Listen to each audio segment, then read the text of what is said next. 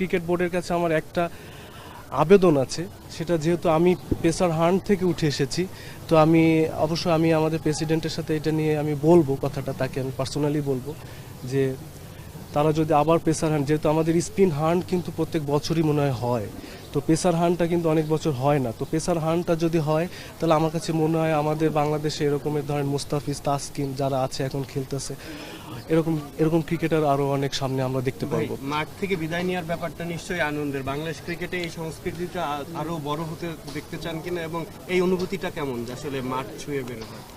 না, মাঠ থেকে বিদায় নেওয়াটা এটা আসলে অনেক গর্বের একটা বিষয়। সারা জীবন আপনার অনেক বছর জাতীয় দলের হয়ে খেললাম, কিন্তু আলটিমেটলি আমি মাঠ থেকে বিদায় নিতে পারলাম না, সতীর্থদের সাথে কথা বলতে পারলাম না, এটা আমার কাছে মনে হয় খুবই দুঃখের একটা বিষয়।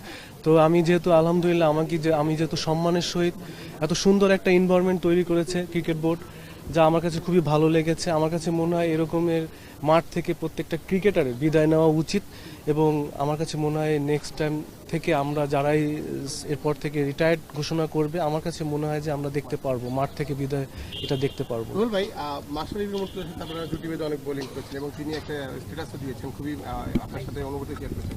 মাশরাফি নিয়ে যদি বলতেন যে কেমন ছিল সময়গুলো? না, মাশরাফি ভাই খুবই মজার একজন মানুষ। সে ফানি মানুষ না, মানে সে এমন একটা মানুষ, আসলে সে ড্রেসিং রুমটাকে সবসময়ের জন্য একটু ছেলেপেলেদের যারা আছে, জুনিয়র যারা আছে, তার সমবয়সী যারা আছে, তো সবার সাথে মজা করতো আর কি। তো তো মাশরাফি ভাই আসলে আমি যতদিন ক্রিকেট খেলেছি, মাশরাফি ভাই আমাকে যেভাবে দিক নির্দেশনা, যে ম্যাচ সিচুয়েশনে যেভাবে বলেছে, আমি আমার 100% ট্রাই করেছি।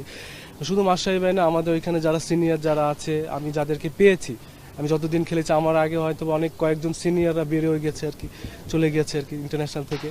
তো আমি সবার প্রতি সবাইকে আমি ইন্ডিকেট করতেছি আর কি, যে আমি যাদের সাথে আমি খেলেছি, সিনিয়ররা যারা আমাকে যেভাবে বলেছে, আমি হয়তোবা আমি ওইভাবে ফুলফিল করতে নাও পারি নাই, কিন্তু আমি চেষ্টা করেছি।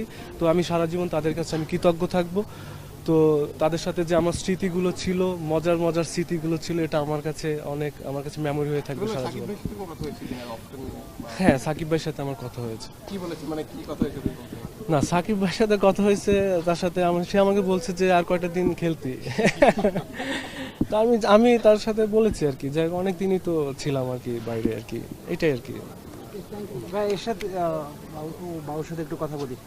তুমি কি বাবার মতো ক্রিকেটার হতে চাও? পেস বল করতে চাও বাবার মতো? হ্যাঁ। তুমি কি বাসায় তো বাবার অনেক ক্রিকেট ম্যাচ দেখো, তাই না? হ্যাঁ। ভালো লাগে অনেক দেখতে? হ্যাঁ। এই যে আজকে বাবা আসলো, মাঠ থেকে সবাই বাবাকে সম্মান দিল, সবাই কথা বলছে, কেমন লাগছে তোমার? অনেক ভালো। মাঠে নেমে কেমন লেগেছে? অনেক ভালো।